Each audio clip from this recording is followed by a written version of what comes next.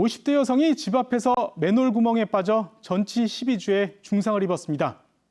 마치 함정처럼 덮개도 설치돼 있지 않은 상태였는데요.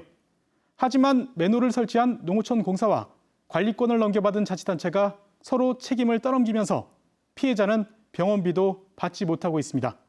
이초원 기자가 취재했습니다. 지난 9월 추석 연휴 첫날 50대 여성이 집 앞 텃밭을 가꾸다 3m 깊이 땅 아래로 떨어졌습니다. 몸을 가누기 힘든 큰 충격에 살려달라고 외치기를 15분. 남편이 뒤늦게 발견해 119에 신고한 뒤에야 빠져나올 수 있었습니다. 알고 보니 누군가 배수를 위해 파놓은 사각형 맨홀이었는데 함정처럼 덮개도 없이 땅만 파놓은 상태였습니다. 사고 당시에는 이 펜스도 없었고 구멍이 수풀로 뒤덮여 있어 피해자는 미처 구멍을 발견하지 못한 채 3m가 넘는 깊이에 빠졌습니다. 피해자는 이 사고로 왼쪽 발목이 골절되고 피부 이식 수술을 하는 등 전치 12주의 중상을 입었습니다. 담당 의사는 예전처럼 걷지 못할 수도 있다고 설명했습니다. 병원에서는 6개월 후에 봐야 알겠지만 장애 나올 확률이 매우 크다라고 얘기를 하고 하지만 누구도 사고에 대해 책임지지 않고 있습니다. 맨홀을 설치한 건 한국농어촌공사입니다. 30년 전인 1995년 농어촌공사가 사고 지점을 포함해 경지 정리를 하고 배수 시설을 설치하면서 맨홀을 팠습니다.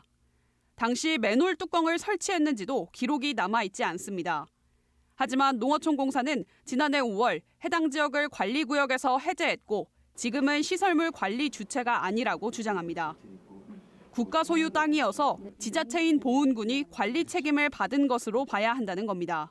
공사에서 이제 현재로서는 관리하고 있는 수혜 면적이 아니기 때문에 그 시설적인 부분에 있어서도 저희 공사가 관리할 시설물로 볼 수가 없는 부분이거든요. 이에 대해 보은군은 농어촌공사가 관리구역을 해제하면서 아무런 통보를 하지 않아 알지 못하는 상태였다면서 관리 책임을 질 수 없다고 반박합니다.